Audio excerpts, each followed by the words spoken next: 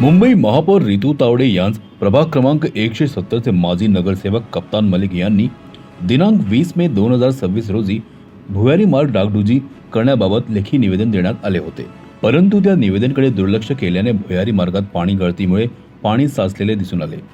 कप्तान मलिक यांनी महापौर रितू तावडे यांस आवाहन केले, ताई एखाद्या आपण संबंधित अधिकाऱ्याला घेऊन भुयारी मार्गाची पाहणी करून भुयारी मार्ग लवकरात लवकर डागडुजी करण्यात यावेत, जेणेकरून के.जे. सोमय्या रुग्णालयातील कर्मचारी वर्ग, रुग्ण व त्यांचे नातेवाईक, ज्येष्ठ नागरिक, शाळेकरी व महाविद्यालयामधील विद्यार्थ्यांना स्थानिक नागरिक पावसाळ्यात भुयारी मार्गामधून पाण्यातून कसरत करून ये जा करावे लागते.